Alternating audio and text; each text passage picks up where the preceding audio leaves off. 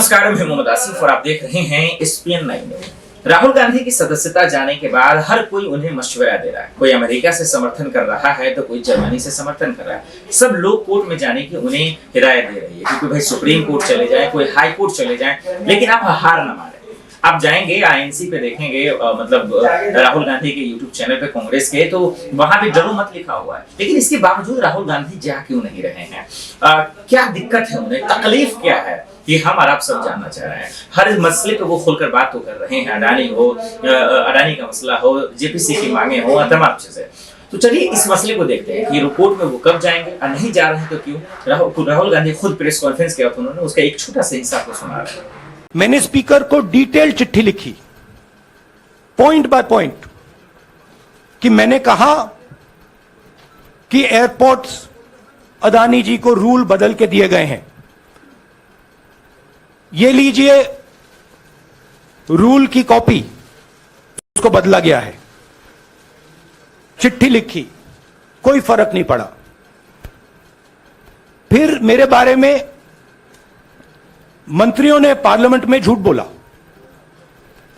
बोला कि मैंने विदेशी ताकतों से मदद मांगी। मैंने ऐसी कोई बात नहीं की है। मैंने कहा स्पीकर से, मैंने जाके कहा स्पीकर सर, पार्लियामेंट का नियम है कि अगर किसी मेंबर पर कोई एक्यूजेशन लगाता है तो उस मेंबर को जवाब देने का हक होता है। मैंने एक चिट्ठी लिखी, उस चिट्ठी का जवाब नहीं आया।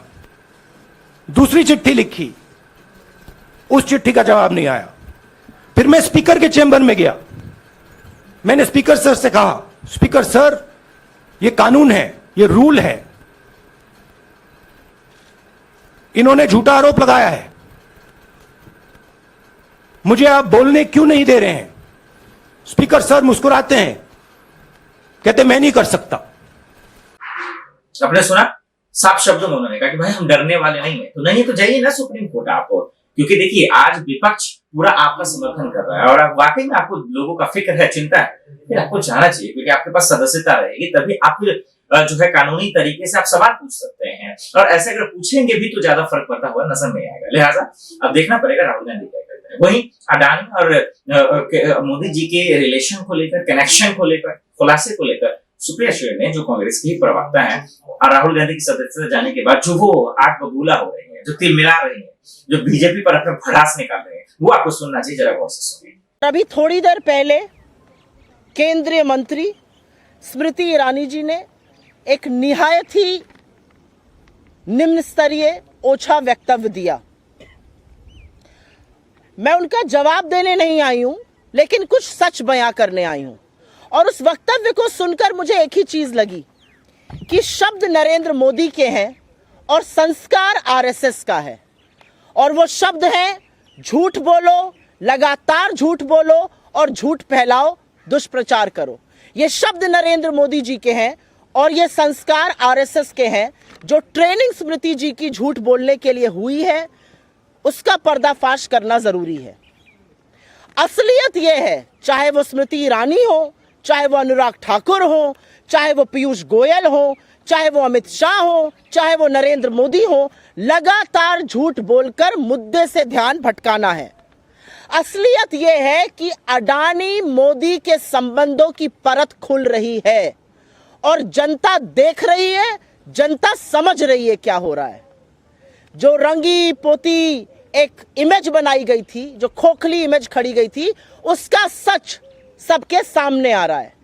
आज दिक्कत यह है कि अडानी पर जो सवाल राहुल गांधी जी ने संसद में पूछे थे, और वो सवाल आज भी जायज है, उनका जवाब नहीं है भारतीय जनता पार्टी के पास या नरेंद्र मोदी जी के पास।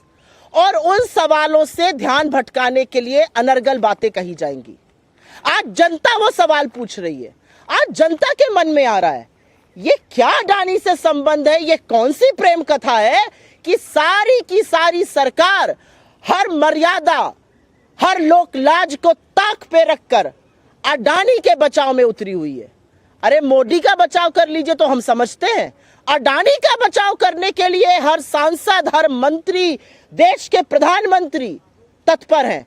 आपने देश की संसद को, देश के लोकतंत्र को गिरवी रख दिया कि अडानी बच जाए। लेकिन आज वही जनता के मन में यह सवाल है और वो जनता पूछ रही है, ऐसा कौन सा रिश्ता है, ये क्या दिक्कत है अडानी की जो बचाने के लिए सारी सरकार खड़ी हुई है। और आपको लगता है कि राहुल गांधी की सदस्यता रद्द करके आप उनकी आवाज को दबा देंगे, आप उनको चुप करा देंगे, तो यह आप मुगालते में हैं। आप उनका घर ले लेंगे, वो तो कहते हैं मेरा कभी घर था ही नहीं। और जो शख्स हर कीमत पर लड़ने को तैयार है वो आपको भयभीत करता है। उनके वक्तव्य में मुझे डर नजर आया, उनके वक्तव्य में मुझे बौखलाहट नजर आई, उनके वक्तव्य में मुझे घबराहट नजर आई कि ये क्या, इतना कुछ करने के बाद भी अडानी के संबंधों पर दर परत खुलती जा रही है, कलई खुलती जा रही है, सच सामने आता जा रहा है। आपकी अडानी पर चुप्पी, आपका संरक्षण, आपकी एजेंसियों का जो बिल्कुल चुप मौन रहना है अडानी पर, वो सारी जनता समझ और देख रही है। लेकिन स्मृति ईरानी जी से मेरे कुछ सवाल हैं और वो सवाल लाजमी है। एक महिला मंत्री है, महिला बाल विकास मंत्रालय की मंत्री है, मजबूत नेता है भारतीय जनता पार्टी की। आप विक्टिम कार्ड क्यों खेलती हैं? You are not a victim, आप किसी तरह से विक्टिम नहीं है। आप एक सशक्त महिला हैं, आप मंत्री हैं, सांसद हैं, आपसे ज्यादा मजबूत कौन है? आप विक्टिम कार्ड क्यों खेलती हैं? क्योंकि विक्टिम तो वो महिला है जो 400 रुपए का सिलेंडर आज 1200 पर ले रही है। विक्टिम वो महिला है जो आटे पर जीएसटी दे रही है। विक्टिम वो महिला है जो सरसों का तेल 90 पर था आज 200 पर खरीद रही है। विक्टिम वो लोग हैं। आप महिला और बाल विकास मंत्रालय की मंत्री है ना स्मृति जी, मेरा आपसे एक सवाल है। आप लखीमपुर के चीरहरण पर चुप रहती हैं, आप शाहजहांपुर के यौन शोषण पर चुप रहती हैं, आप हाथरस में गुड़िया को रात को जला दिया जाता है मिट्टी का तेल डालकर, आप चुप रहती हैं। लेकिन आपके बगल में बैठा हुआ भारतीय जनता पार्टी का सांसद एक महिला सांसद को, एक महिला विधायक को वैशाली की नगर वधू वेश्या बुलाता है और आप चुप रहती हैं। कब माफी मांगिएगा आप इस देश से? आज कहने का वक्त है, खड़ी होइए और माफी मांगिए इस देश से। महिला बाल विकास मंत्रालय की मंत्री हैं आप, यह आपकी नैतिकता है? आपके बगल में बैठा हुआ सांसद, भाजपा का सांसद, एक महिला सांसद और एक महिला विधायक को वैश्या कहता है और आपके मुंह से एक शब्द नहीं फूटता है। आप अंकिता ठाकुर पर चुप रहती हैं, आप तमाम उन रेप केसेस पर चुप रहती हैं जहां पर आपके लोग संलग्न हैं। लेकिन मैं आपसे सवाल पूछती हूं, संसद में बैठकर संसद की गरिमा को भंग करके, मर्यादा को तार तार करके आपका एक सहयोगी एक महिला सांसद को और एक महिला विधायक के लिए शब्द का प्रयोग करता है जिसको सुनने से पहले इस देश की हर महिला लज्जित होती है, आप चुप रहती हैं। आप विक्टिम नहीं हैं, आप विक्टिम बिल्कुल नहीं है। विक्टिम इस देश की महिलाएं हैं। विक्टिम आज मध्यम वर्ग है जो महंगाई से जूझ रहा है। विक्टिम इस देश का युवा है जिसके पास नौकरी नहीं है। आप विक्टिम कार्ड प्ले करिएगा। आपकी घबराहट और बौखलाहट में मुझे अडानी का बेनकाब होता हुआ सच नजर आता है। मुझे हर कीमत पर अडानी को बचाने की आपकी, आपके प्रधानमंत्री की, आपके मंत्रियों की, आपके सरकार की मंशा और प्रतिबद्धता नजर आती है। लेकिन वो कहते हैं ना कि सच को कितना भी छुपाओ वो और उतनी ही दोगुनी ताकत से उभरता है। सूरज की रोशनी छुप नहीं सकती किसी बादल से, और अडानी का सच आज ये देश समझ रहा है, देख रहा है। आपका सारा तंत्र, आपकी एजेंसियां, आपके लोग और आप खुद लगातार राहुल गांधी जी के पीछे पड़े हुए हैं। वो एक व्यक्ति जो सच बोल रहा है, वो एक व्यक्ति जिसने वाकई में आपको व्यथित करके रख दिया है। मैं पूछना चाहती हूं आपसे, कब अडानी पर बोलिएगा? कब आपकी एजेंसियां जांच करेंगी? अडानी पर ये मौन व्रत क्यों है? 4 ही सवाल तो पूछे अडानी पर। कैसे 609 नंबर से 2 नंबर पर आए? विदेश यात्रा में कहां गए जहां पर उनको कॉन्ट्रैक्ट मिला? एसबीआई और एलआईसी का पैसा क्यों लगाया गया जो पैसा डूब गया? आज पूछना बनता है कि क्या देश की महंगाई, देश की बेरोजगारी, देश की आर्थिक असमानता, महिलाएं, चीन मुद्दा नहीं रह गया है?